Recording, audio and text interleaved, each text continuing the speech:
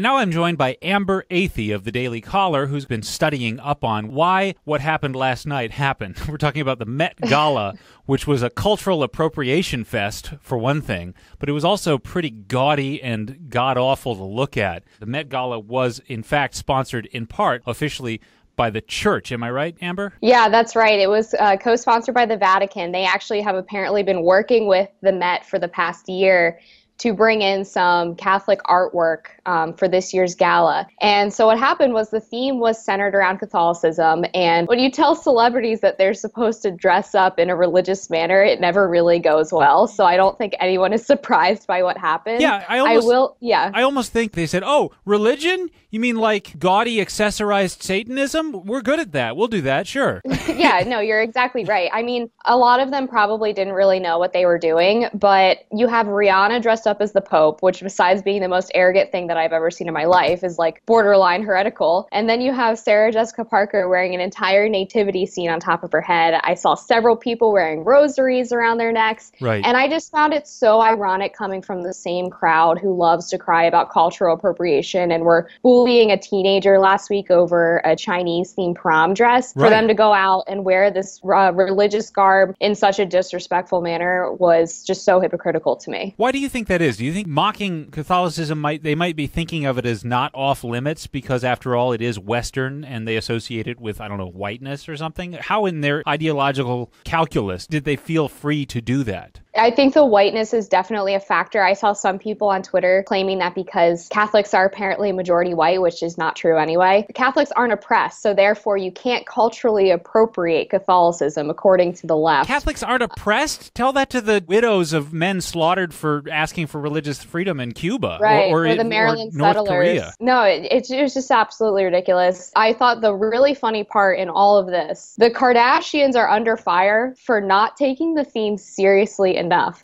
So members of the Kardashian and Jenner family were actually dressed incredibly appropriately. They looked classy. They were wearing monochromatic black, white dresses, very little religious iconoclasty, and people are mad at them because they said that they didn't dress to theme. I think this is the first time in all of history that the Kardashians have not been accused of cultural appropriation. They've been accused of not culturally appropriating enough. And I just have to wonder what exactly the reaction would be if it were a different religion. For example, if Islam were the theme and women showed up wearing burqas, except they had a cleavage down to their belly button, people would be absolutely outraged. And that's what happened last night. I mean, there were women who legitimately had the entire sides of their dresses cut out. It was very sexualized. If you imagine that with Islam or Judaism, I think the outrage would be swift and immediate. But because it's Catholicism and because we're just supposed to accept the left mocking Christianity over and over again, then somehow it's acceptable. Right. Well, certainly Orthodox Christianity in any form, especially maybe Catholicism, is out of favor among elites. But the thing that really strikes me about this, and I wonder if I can get your take on this, is how heavily involved the official Roman Catholic Church was in the production of this event. It seems to me almost like church leaders, they're not trying to unite Christians at all. You know, it's more plausible to believe that they're deliberately trying to divide Catholics and to alienate deplorables among Catholics or ordinary kind of frumpy, faithful Catholics in favor of issuing in the favor of powerful elites who are ideologically the enemies of the church. Yes, I think that's right. And even more so than just trying to create division, I think the church is trying to become more modern. And in doing so, they've sort of accepted the sexualization, the celebrity status of people who want to be associated with the church.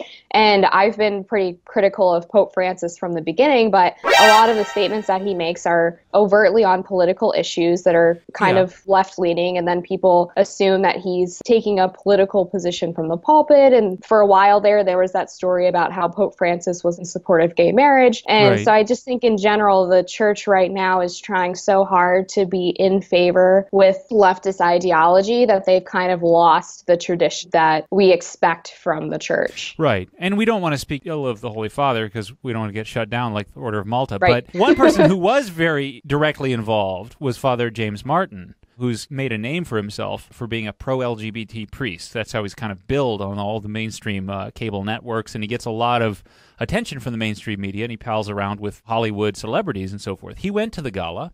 He was involved in facilitating it, and afterwards tweeted that he got complimented for dressing up as a sexy priest. This is a very strange world to live in comparison to Alec Guinness as Father Brown. What is happening? It's so bizarre. I mean, it's weird to see religious leaders hoping to be popular more than they hope to be faithful. I think that's the bottom line. Yeah, and you know what? It's not working.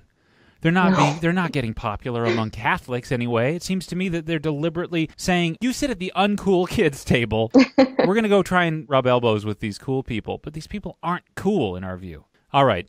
Well, thank you for this doleful take on a very, very unpleasant event, Amber, and I look forward to having you on again soon for your Catholic take on these things. And by the way, congratulations on your continually rising star. You're doing great work over at the Daily Caller. Thank you. I appreciate that. All right. Talk to you soon, Amber.